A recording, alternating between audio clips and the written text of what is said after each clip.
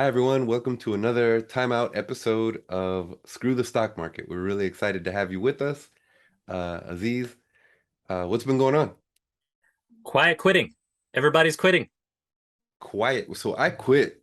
What is quiet quitting? Tell us about that. I would call your quitting a little bit loud. It's not quiet quitting. It's a little bit So, loud. I yeah, definitely always envisioned that, like Dave Chappelle flipping over furniture and like cursing everybody out, even though I liked everyone I worked with. But the idea of just kind of saying bad words was always exciting. I didn't do that. funny enough, I actually did work at a place once where someone literally threw all their files, paperwork, everything in the trash. Then this is the part that weirded me out. She also took off her shoes and threw them in the trash as well, and literally just walked out, flipping everybody the bird. Barefoot. Barefoot. I don't know why I had to be barefoot, but barefoot. There's always some like offensive thing that you remember those kung fu movies we used to watch Oh where gosh. the victor, this kung fu movie and the guy who wins the fight would take off his underwear and put it on the loser's head. And that was supposed to shame the loser. There's just weird stuff like that that people do when they Yeah. win. Power plays. Hey. But quiet quitting. Ultimate power play. Okay, yeah, let's get back on track. Ultimate power play. So Okay. this is a new trend that's happening now. It's being kind of affiliated with Gen Z mostly. Though I think a lot of people have been doing it for years. It's just people like to harp on whatever the newest generation is. It's the new trend. Millennials are out, Gen Z are in.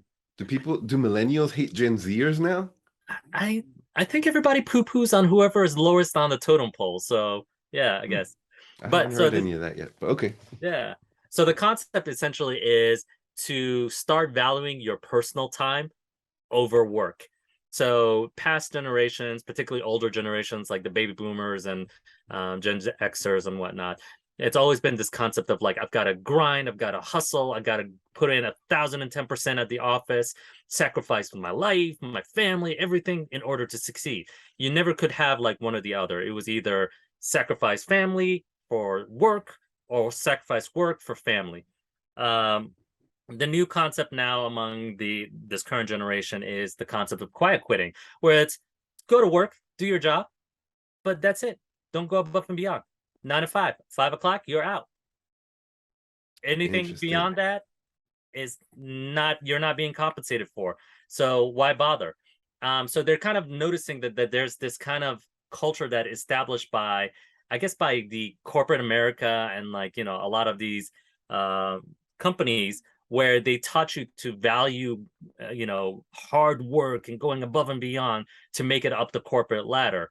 When Gen Z is saying the reality is that it's not really worth the amount of work that they're getting out of you. You're actually being cheated because all that effort that you're putting in to get that raise, that next step, it counts to only a small fraction of the amount of work that they got out of you during that time. So it's literally a lose-lose situation for the employee and a huge, huge bonus for the employer and the corporations and the companies who are just laughing all the way to the bank. So quiet quitting basically means not going above and beyond. This is my job description. I'm not doing a thing past this job description. And I'm checking out from 9 to 5. Those are my set hours. Don't talk to me anytime after that. Don't expect a response during the weekend. Don't expect a response during holidays, vacations. I'm out.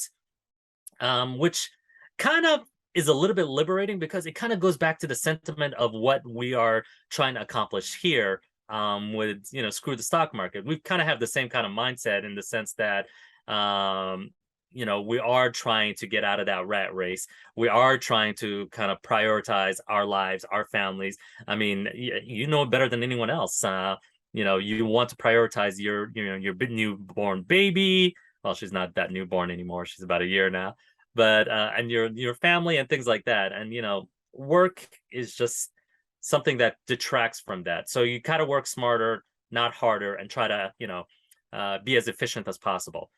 So this is the concept that's growing. I think it's also been what's been churning a lot of this entrepreneurial spirit that we're seeing among these Hmm. younger generations. Not only that, but it's also churning this whole kind of creative energy that you see among a lot of the Gen Zers. They really value creativity over kind of like hardcore technical skills and hardcore technical knowledge and things of that nature. Um, That's really interesting. You know, like there's a few things that occur to me. So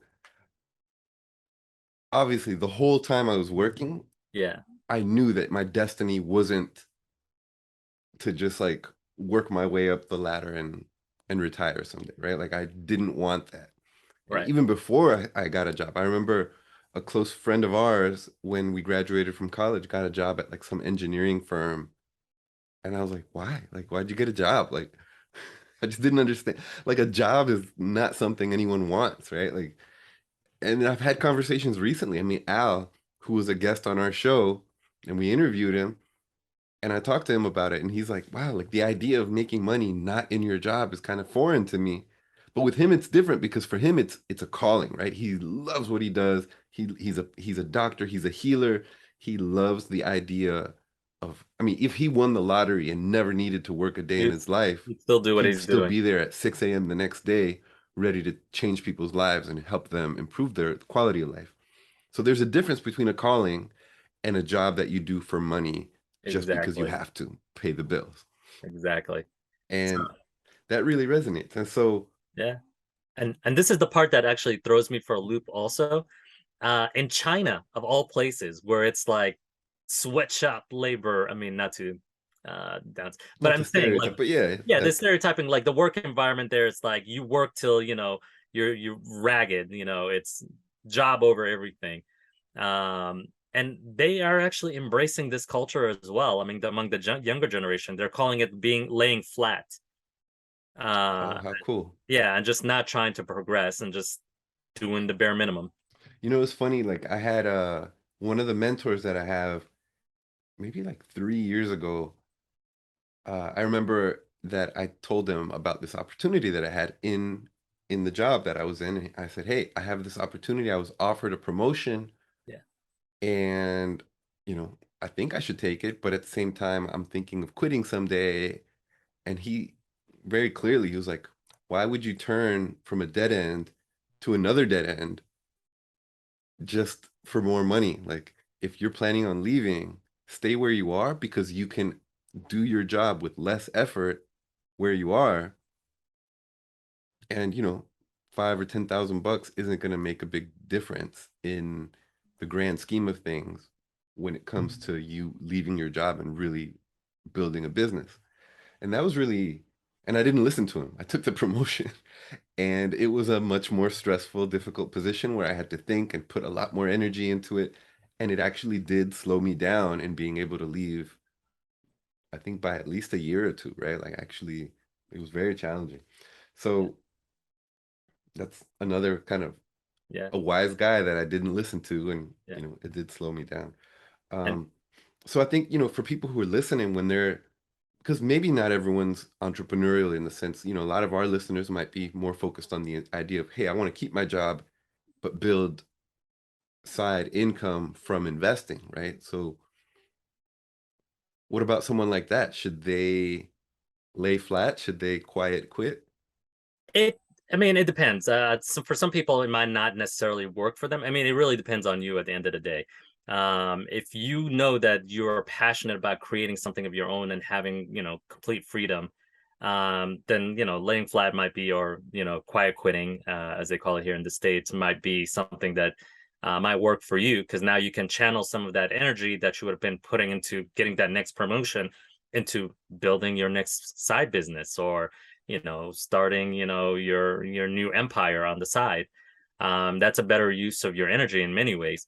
But if you know that trying to go that route might not be the best for you, and you're a passive investor, you believe more in passive investing and things of that nature, then probably it's better for you to kind of try to still kind of work your way up the corporate ladder, because every time you get an additional pay bump, that's more money that you could put into your passive investing. So it really just depends on you as a person and what your style is and what your approach to wealth building is. Slow and steady, do the promotion route, and just grind it away. If you want to get it done fast and you're, ambitious and super energized, not to say that, trying to work for a promotion is not ambitious either. It's a lot of work. But I'm saying in terms of like entrepreneurially, at least, Hmm. then quiet quitting might actually work best in your favor. it gives you more time back to do the things that you're passionate about. Very interesting. Very interesting. Well, hope that's something you guys can marinate on and think about. Um, I think for us, I think that's one of the things too that, we're starting to develop kind of our system and our kind of game plan for people and for ourselves. And I think one of those first questions should be is like, hey, am I entrepreneurial or am I going to stay in my career path and try to progress and invest passively to be able to get to where I want to be? Um, Exactly. that's probably got to be one of the first decision trees the first Yeah. decision nodes on the decision tree Yeah. for people who are picking a path because Yeah. I don't think there's anything wrong with people who like their jobs and are No, not passionate at all. about it. I And mean, we have tons of I'm friends really that are jealous of those super. people actually because I've never had that. No, I agree with you because I mean, we're fortunate enough to have a number of friends that are really passionate about what they do, Yeah, and it's really it's invigorating. admirable. Yeah, Yeah, yeah.